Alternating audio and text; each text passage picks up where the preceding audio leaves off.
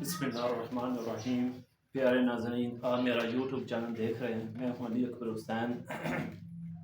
آج supreme court کے اندر بہت اہم کیس سماعت کے لیے مقرر ہو چکے ہیں۔ آگے بڑھنے سے پہلے میرے چینل کو سبسکرائب کریں۔ اگر آپ کو ویڈیو اچھی لگے تو اس کو لائک کرنا نہ بھولیے گا۔ اب بڑھتے ہیں خبروں کی طرف۔ سپریم کورٹ میں سابقہ جج اسلام آباد ہائی کورٹ کے جو سابقہ جج تھے شوکت عزیز صدیقی، ان کی برطرفی کے خلاف سپریم کورٹ میں ان کی درخواست سماعت کے لیے مقرر ہو چکی ہے۔ 5 رکنی لارجر بینچ اس کیس کی سماعت کرے گا، جو قاضی فیض چیف جسٹس سپریم کورٹ وہ اس کیس کی سربراہی کریں گے۔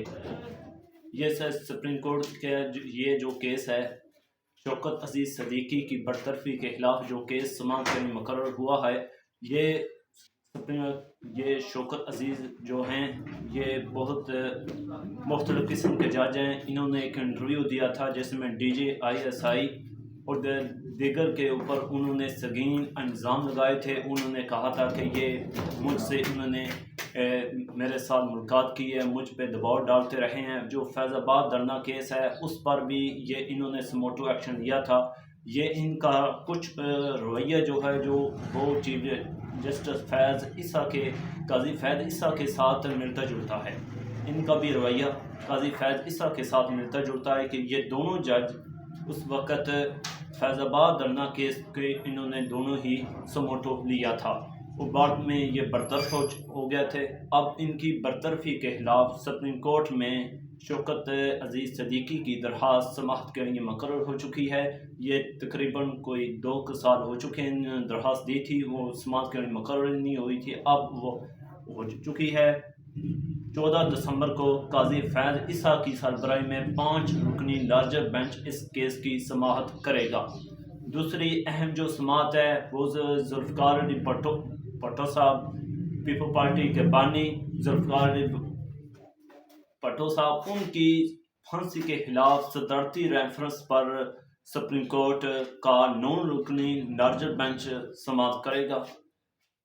یہ 2011 میں صدر حسن زرداری صاحب نے یہ ریفرنس سپریم کورٹ میں بھجوایا تھا۔ اب 2011 اب 2023 ہے، اب 2023 میں اس کیس کی سماعت ہوگی۔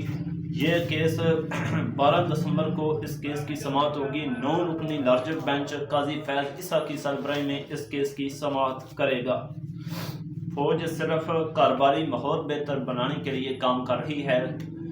نگران وزیر اعظم انوار الحق کاکڑ نے کہا ہے کہ فوج صرف کاروباری ماحول کو بہتر بنانے کے لیے کام کر رہی ہے۔ انہوں نے اسٹاک ایکسچینج میں جو بہتر کارکردگی دکھائی ہے ان کمپنیوں کو انعام انہیں پرائز دیا۔ اس تقریب سے خطاب کرتے ہوئے انہوں نے یہ کہا ہے۔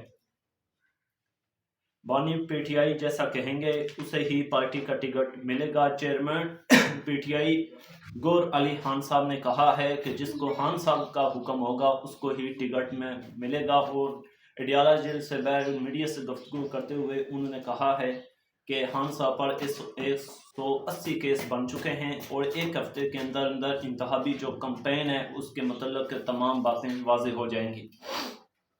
سید نعمان شاہ جو کہ PTI کے اہم ترین ممبر تھے وہ بھی PTI کو چھوڑ چکے ہیں۔ پشاور ہائی کورٹ کا اسد کیسر کو مکمل طور پر گرفتار نہ کرنے کا حکم۔ پشاور ہائی کورٹ نے حکم دیا ہے کہ اسد کیسر پر جتنے بھی کیس بنے ہیں ان پر کسی ایک کیس میں بھی گرفتار نہ کیا جائے، اور اسد کیسر صاحب کو مکمل اس میں پشاور ہائی کورٹ نے ریلیف فراہم کیا ہے۔ شوکت یوسف زئی جو کہ KPK کے صوبائی وزیر تھے، ان کی بھی عموری ضمانت منظور ہو چکی ہے۔ کامران شاہد کے شو کے اندر لڑائی ہوئی ہے جس میں عامر الیاس رانا اور ارشاد بھٹی صاحب آپس میں لڑ پڑے۔ جج ارشد ملک کے حلف کے اوپر انہوں نے لڑائی کی ہے اور یہ شدت اختیار کر گئی۔ یہ بھی کوئی عام بات نہیں ہے، ان دونوں کی لڑائی معمولی بات ہے، یہ پہلے بھی ہو چکی ہے۔ مرتضیٰ سننگی نے مریم اورنگزیب کو وزارت اطلاعات و نشریات کے واٹس ایپ گروپ سے ڈیلیٹ کروا دیا ہے۔ انہوں نے ملٹری سیل کا وزٹ کیا، وہاں مریم اورنگزیب کا سرکاری موبائل کے واٹس ایپ کے اندر مریم اورنگزیب کا نمبر تھا جو انہوں نے ڈیلیٹ کیا، اور انہوں نے سخت ڈانٹ کی ہے افسران کی کہ یہ اس نمبر کو فوراً ختم کر دو۔ 2024 کے مہنگے ترین الیکشن پچھلے 3 عام الیکشن سے 100% زائد رقم خرچ ہوگی۔ ہم نیوز نے یہ کلیم کیا ہے کہ 2008، 17، 2013 اور 2018 کے الیکشن سے 100% زائد رقم خرچ ہوگی۔ تقریباً اس الیکشن پر 9 لاکھ سیکورٹی اہلکار ہوں گے، 20,000 سے زائد پرائیویٹ اہلکار ہوں گے۔ یہ تقریباً 58 ارب کا الیکشن پڑے گا اس قوم کو۔ اگر پھر بھی اتنی بڑی رقم خرچ کر کے دھاندلی کروانی ہو یا سلیکشن کروانی ہو تو پھر اتنی بڑی رقم خرچ کرنے کا کوئی مطلب نہیں۔ اب یہی ہے کہ الیکشن کمیشن ایک آزاد ادارہ ہے، تو اس کا مطلب یہ ہے کہ اتنی بڑی رقم خرچ کر کے آزاد، فری اینڈ فیئر الیکشن کروایا جائے، جو جیتے اس کو حکومت بنانے کی دعوت دی جائے۔